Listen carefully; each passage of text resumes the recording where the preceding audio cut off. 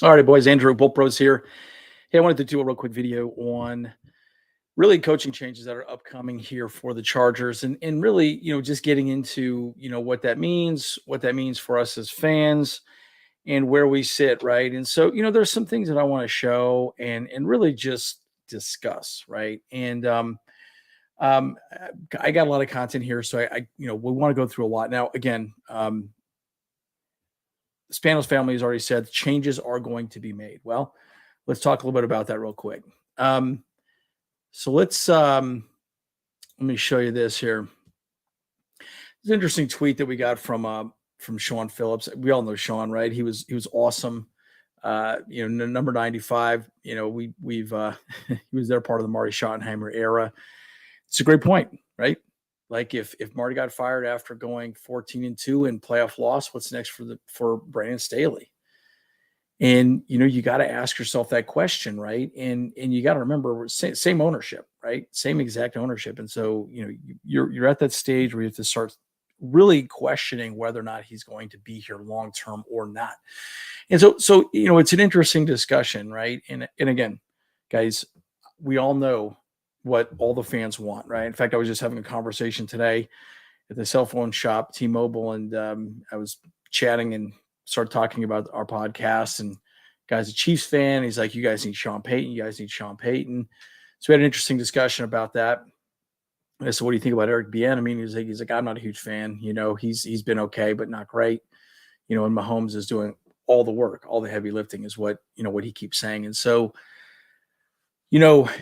look, there's arguments any which way you want to cut it, right? 110%. There's a ton of arguments around, where this team should go, right?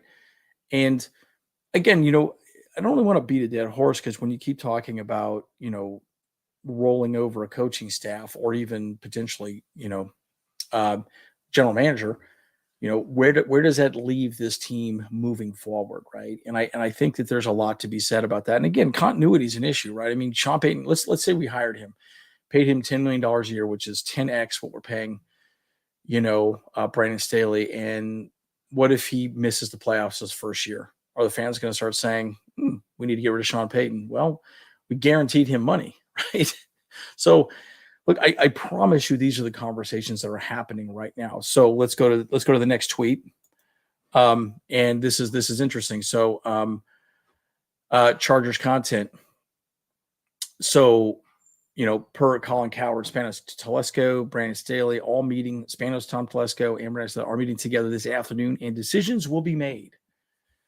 Sounds like we'll have some coaching staff clarity soon enough. Now, this partially why I want to do this video today. I was actually going to wait to see some announcements coming out, and then I started thinking about it. I said, you know what? Let's do it now. Let's figure it out. Let's at least throw my thoughts out now, have some discussions, and have some conversations that need to have happen right now. Because make no mistake about it, this has been a big disappointment for the season. The reason being is this team was designed to win now, right? Herbert's rookie contract, yada, yada. We can go down the list, spend a ton of money on Khalil Mack, J.C. Jackson, and the list goes on and on. And look, as much as we are hurting as fans, you have to – I promise you, Brandon Staley, the rest of the coaching staff is hurting just as bad, if not more. Right? Because think about it, guys. Look, they have put blood, sweat, and tears into this entire season. All the players have. Everyone has 100%. I'm going to talk more about what the players said after the game here in a second. But, because I think Drue Tranquill and Kyle Van Noy had some really interesting things to say. But again, it is a really interesting thing to think about, what is going to happen with this team. Now, my personal opinion, this is what I think is going to happen. Spanos will keep Brandon Staley. They will most likely let Lombardi go and maybe Ronaldo Hill. Okay. Keep Brandon Staley for one more year. He misses the playoffs. He's out. That's the conversation, right? It's end of story at this point, because bottom line, he's only got a 4-year, $4 million contract. Keep him for $1 million this next year. No big deal. Then you can start having conversations about, more expensive, head coaches. And look, I just think that it's tough to win in the NFL, right? It's tough to be consistent in the NFL.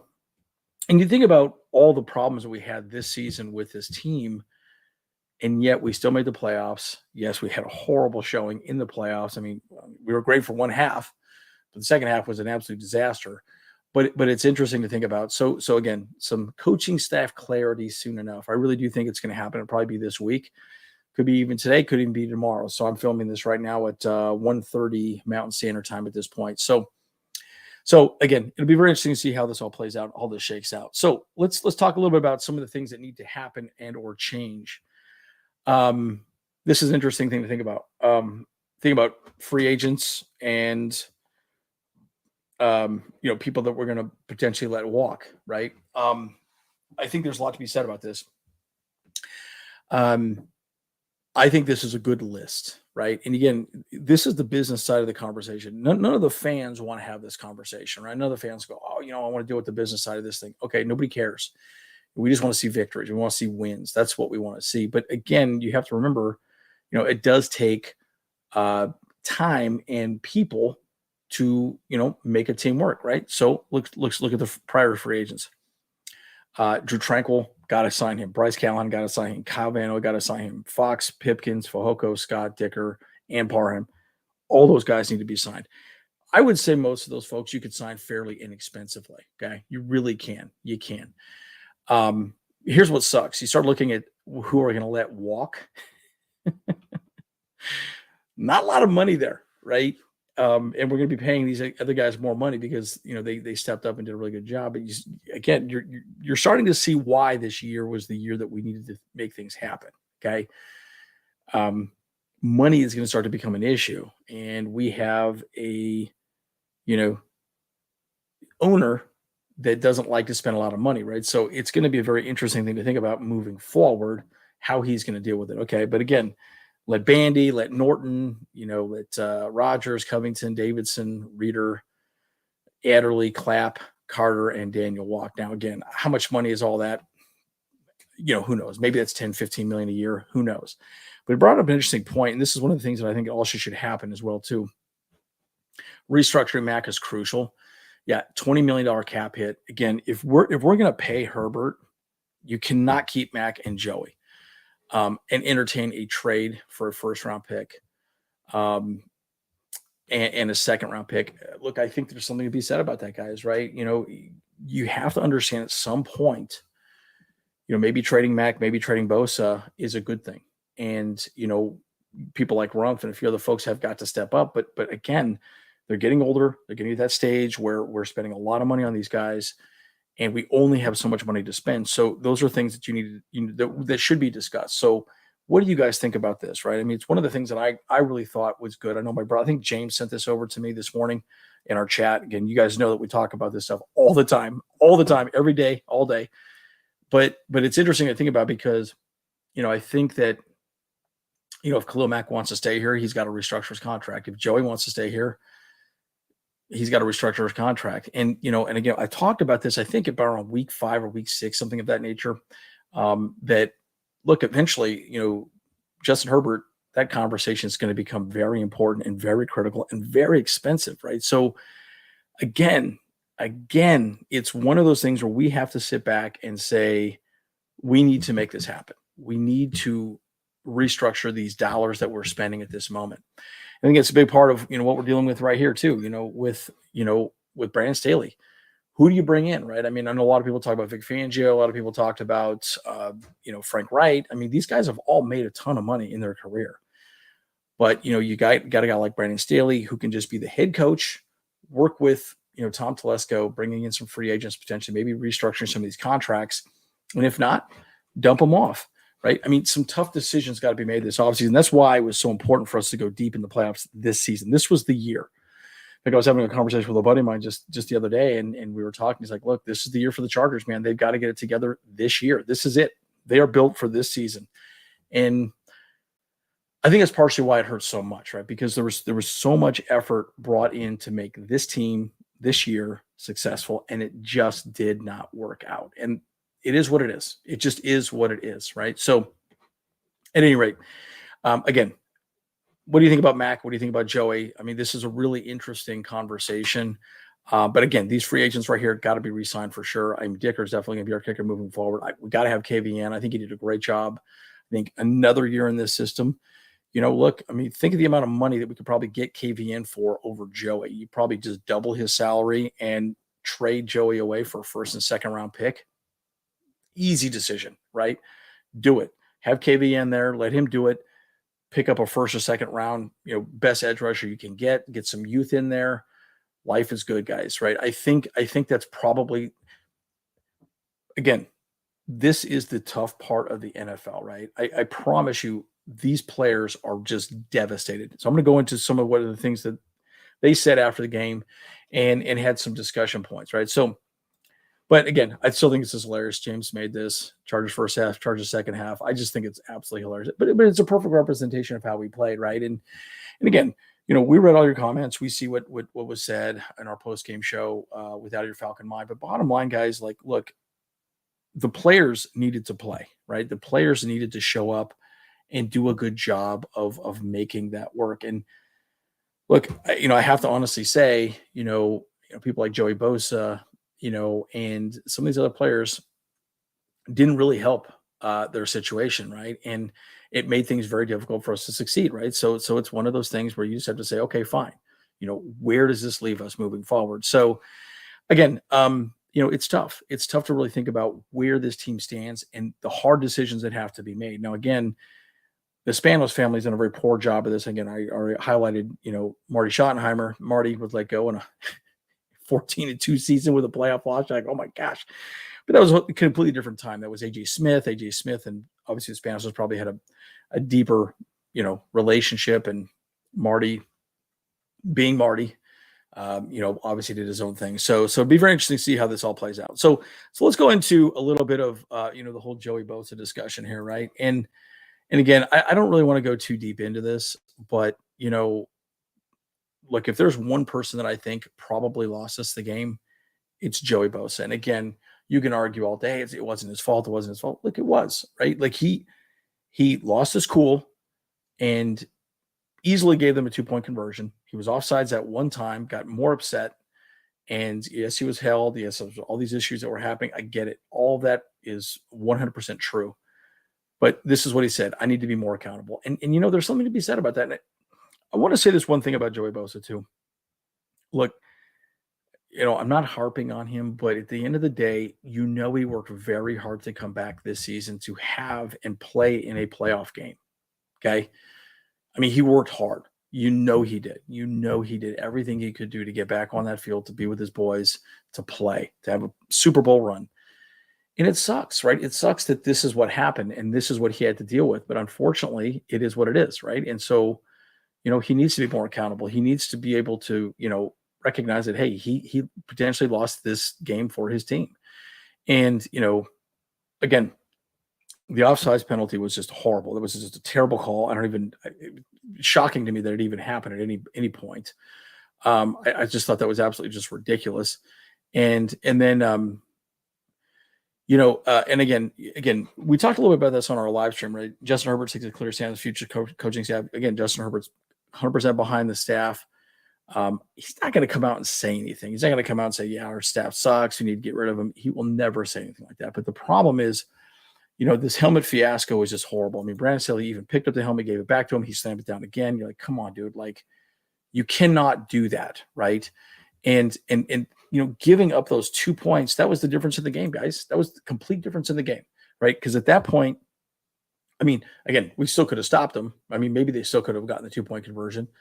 But if they had not gotten the 2-point conversion, they would have had to get a touchdown. That's even more difficult to do, right? And we could have made a defensive play. But golly, it's just hindsight's always 20/20. But it's just so frustrating to see. And Joey Bosa's had some outbursts in the past, right? So again, it goes back to what we discussed.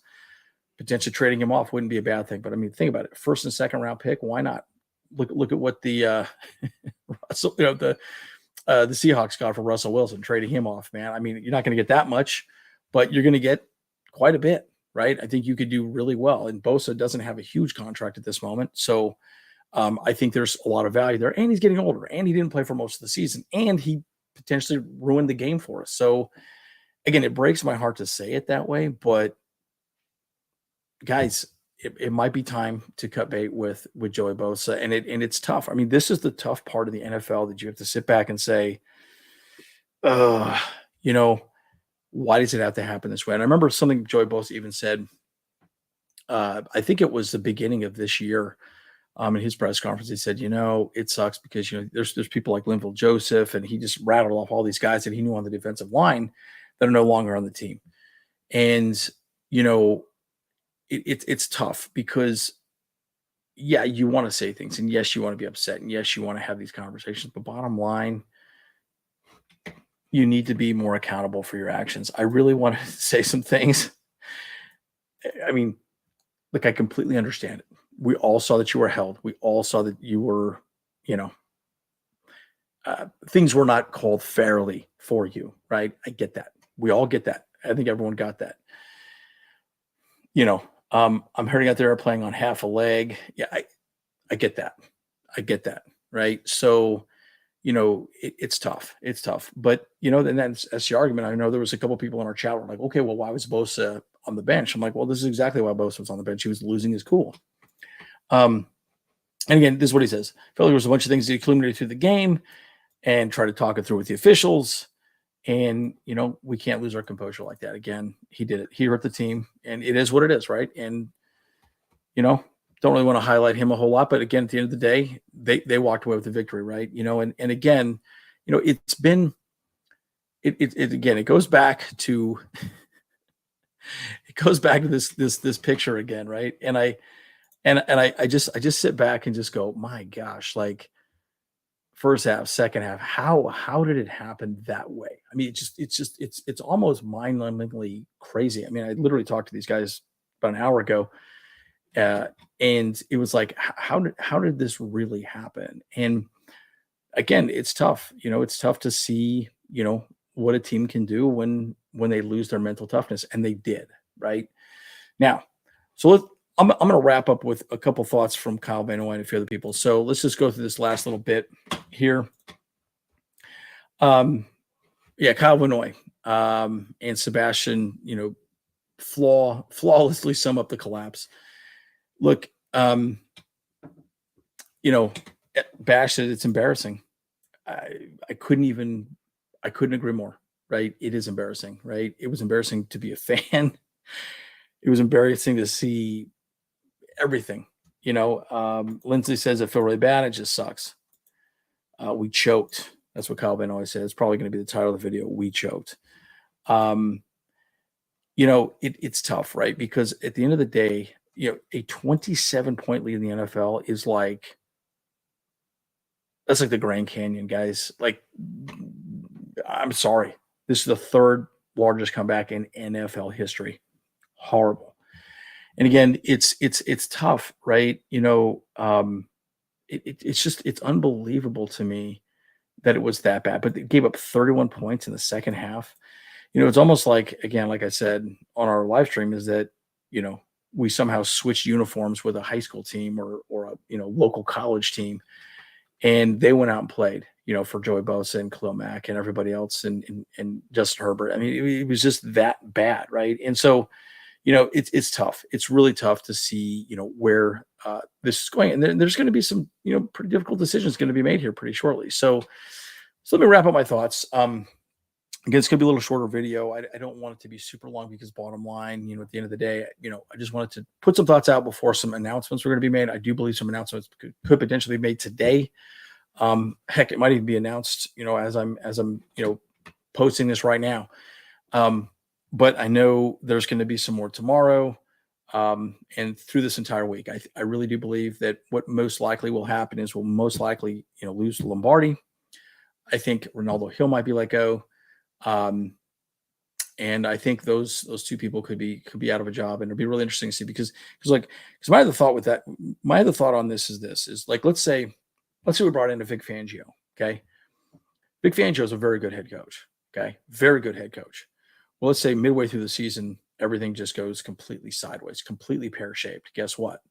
You can bring Vic Fangio as our head coach, right? He could take over midway through the season, step in, become the head coach, be the next guy. And we restructure his contract for the next season. So I promise you, they're probably going to try and bring in somebody that could be a replacement for Brandon Staley if the season goes very poorly next season. So that's my take on it, right? Because think about it from just a strategy perspective. It makes sense to do that because then you don't have to worry about really going to find another head coach. You have a guy who has continuity, already knows the locker room, and you just move into the next season, right? And so, bringing in someone like a Vic Fangio to run the defense would be huge. Now, the argument is, would Vic Fangio come over? Well, my argument is probably not, right? Because he actually hired Brandon Staley and brought him in the league. So that's, it's a bit of a kick, right between the legs to, hey, you want to be my defensive coordinator right now? When this guy, 5 years ago was interviewing for a linebacker position for, I believe, the Bears at the time, right? So, would he do it? Who knows, right? That conversation might be very clear with the Spanos family. Might say, hey, if Brandon Staley doesn't work out, you're going to be our guy. You're going to take over. You can bring in your own dudes, and we'll go from there. Who knows what's going to happen in that regard, right? But again,